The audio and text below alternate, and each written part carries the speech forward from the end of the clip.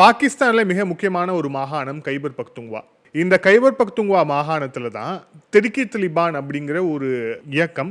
அந்த இயக்கம் பாகிஸ்தானுடைய அரசாங்கத்திற்கு எதிராக தொடர்ச்சியாக பல கட்ட போராட்டங்களை, பல கட்ட தாக்குதல்களை நடத்தி வராங்க. இவங்களுக்கு ஆப்கானிஸ்தானோட லிங்க் இருக்குன்னு பாகிஸ்தான் தொடர்ச்சியாக குற்றம் சாட்டிட்டே இருக்கு.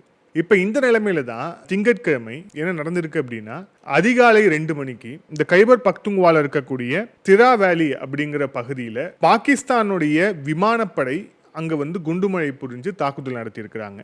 இந்த தாக்குதலுக்கு பாகிஸ்தான் பயன்படுத்திய விமானம் அப்படிங்கிறது J-17 சைனா கிட்ட இருந்து அவங்க வாங்கிய போர் விமானம். இந்த போர் விமானத்துல இருந்து தான் LS-6 அப்படின்னு சொல்லப்படக்கூடிய அந்த பாம்களை வீசி இந்த தாக்குதல் நடந்திருக்கிறது. இந்த தாக்குதல்ல பாத்தீங்கன்னா இவங்க என்னமோ குறி வச்சு நாங்க தாக்குதல் நடத்தணும் அப்படின்னு இவங்க சொல்ல விரும்புற விஷயம் என்னன்னா, தெஹ்ரிக் தலிபானுடைய ஒரு பேஸ் அங்கதான் நாங்க தாக்குதல் நடத்த திட்டமிட்டோம் அப்படின்னு சொல்றாங்க. ஆனா உண்மையில இந்த தாக்குதலுக்கு உள்ளானவர்கள் யார் பாத்தீங்கன்னா அங்க இருக்கக்கூடிய அப்பாவி பொதுமக்கள் தான். இதுல ரொம்ப துரதிர்ஷ்டமான விஷயம் என்ன அப்படின்னா, இந்த தாக்குதல்ல கொல்லப்பட்ட 30 பாகிஸ்தானியர்கள்ல 10 பேர் குழந்தைகள் மற்றும் பெண்கள். அதாவது சொந்த நாட்டு மக்களை தங்களுடைய சொந்த விமானப்படையோடைய விமானத்தை பயன்படுத்தி குண்டுமழை பொழிந்து கொல்லும் ஒரு அரசு இருக்கு அப்படின்னா அது பாகிஸ்தான் அரசாகத்தான் இருக்க முடியும். அதற்கு இது ஒரு மிக முக்கியமான ஒரு உதாரணம். கேட்டா தீவிரவாதிகளுக்கு எதிராக நாங்க நடத்துறோம். தீவிரவாதிகளுக்கு எதிராக நடத்துறோம் அப்படின்னா